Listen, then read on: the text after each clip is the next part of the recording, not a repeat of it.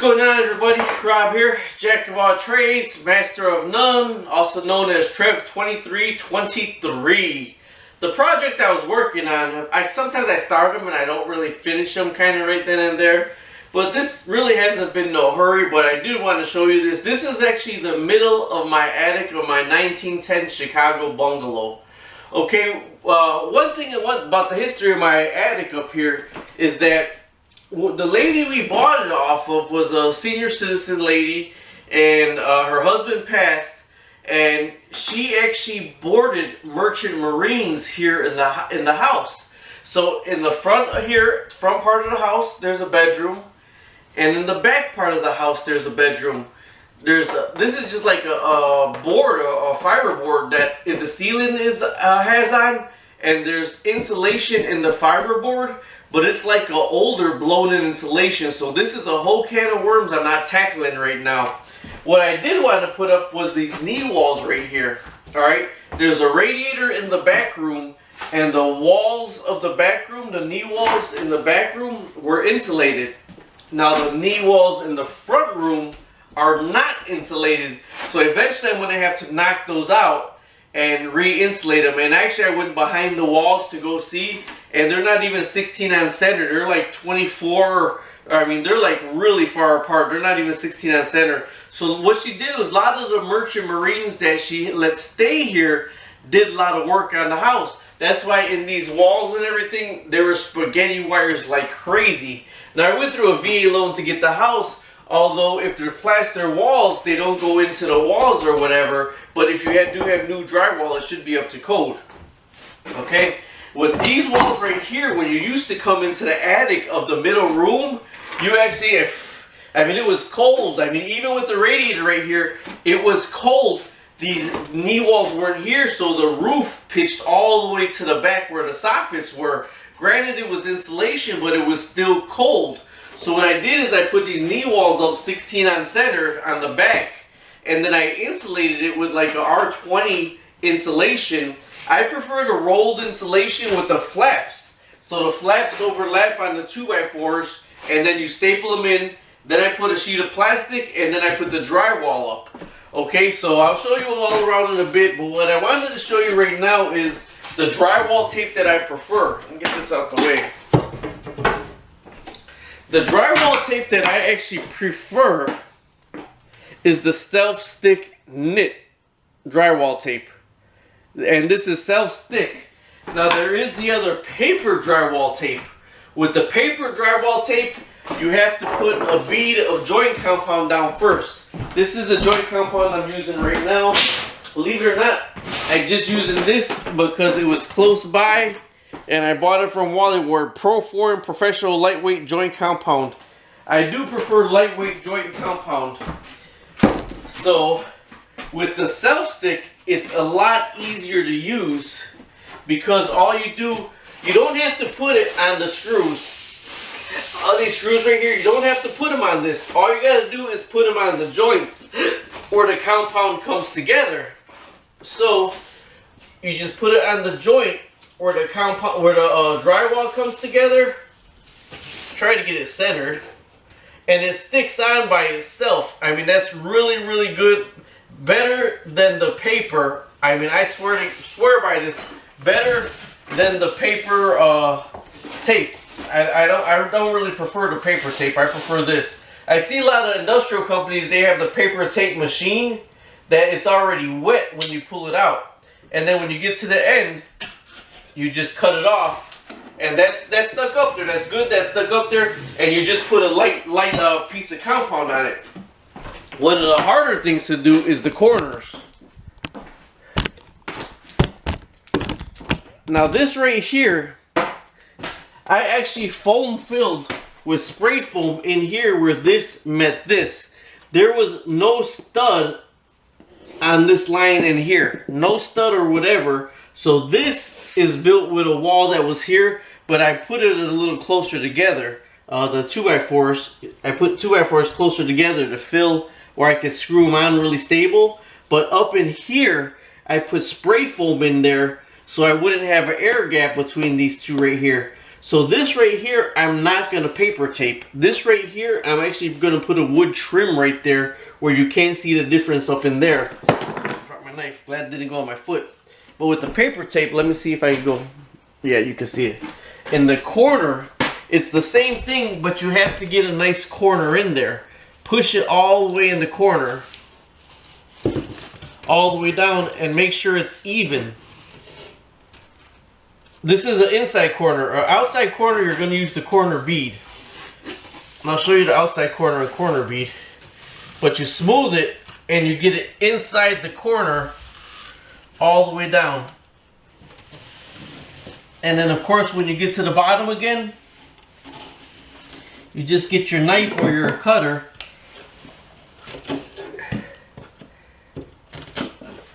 and you cut it. Wait, pulled it all the way off with that one. You try to get it as nice in that corner as you can and as smooth in the corner as you can. You don't want any ripples or bumps in this, because when you start to compound it, those ripples or bumps are going to show. So you get it as smooth as possible in those corners. And then when you go in there with your joint compound, they have corner like spatulas that you could go in the corners. But I just prefer the regular straight one, and I go one side on here, one side on there.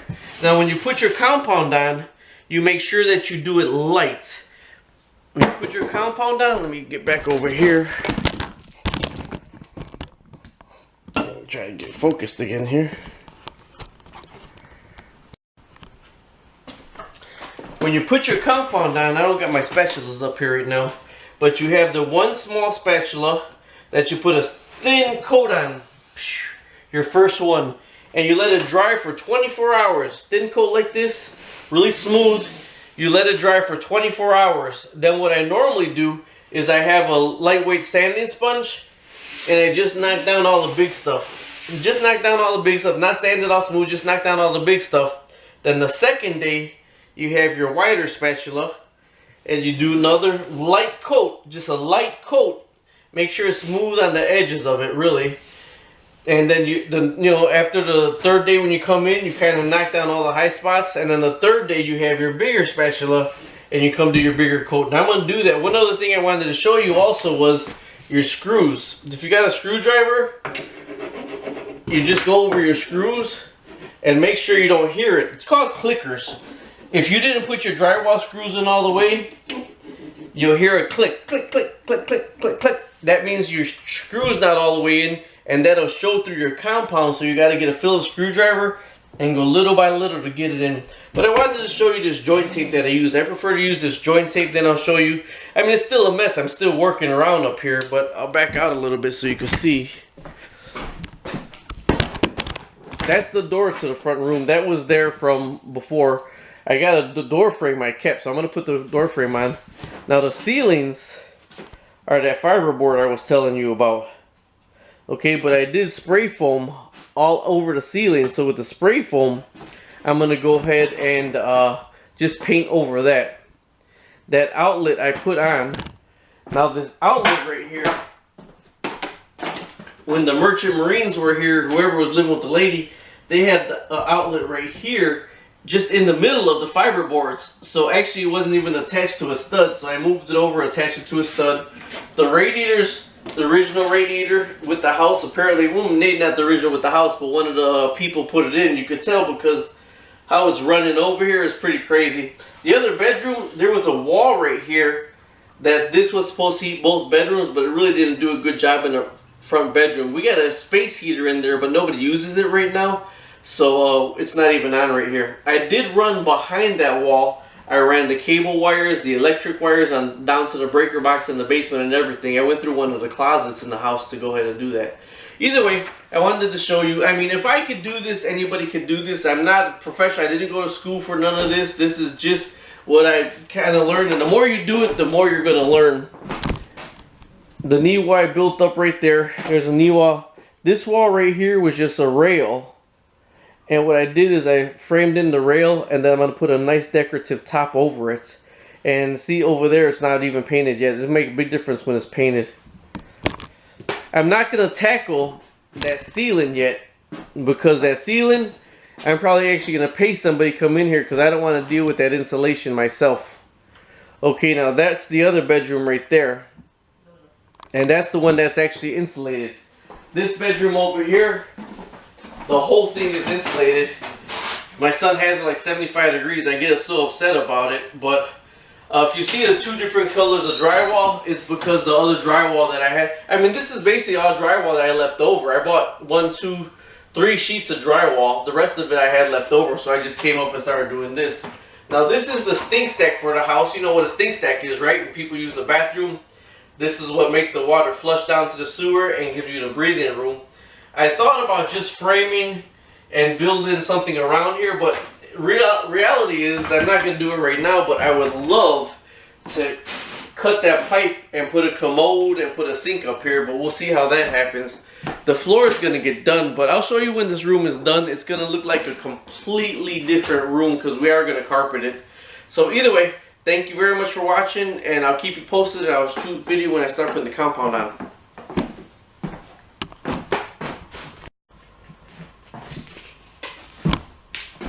I don't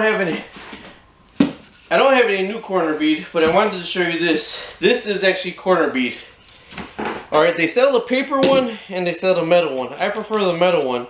You see these little places that you actually put your drywall nails through these. But the corner bead is for the outside corners. Like I said, this is the old one, this is the new one. And the outside corners, you put your corner bead on here and then you nail this in straight.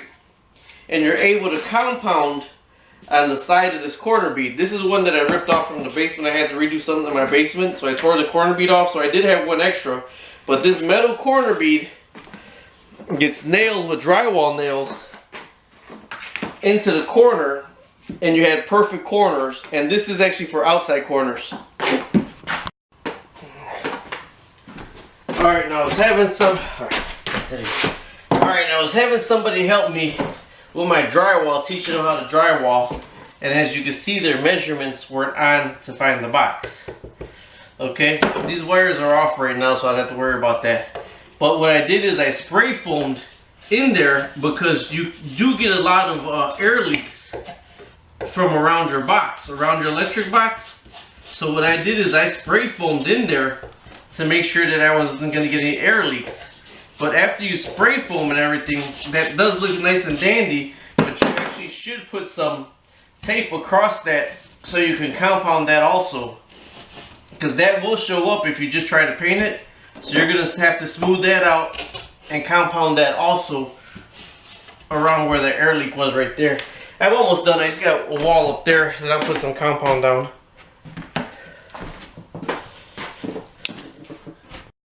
What? That was 13 minutes already? Well, the compounding is going to be in part 2. I went ahead, I finished taping up the attic and everything, but I started on another project, getting some mold off the ceiling of the closet, and then putting some insulation board on the closet. So take a look at cheaply insulating the closet and wiping the mildew off the closet or something. I'm going to name that one. Alright, the compound will be coming up soon. Stay tuned. Bye-bye.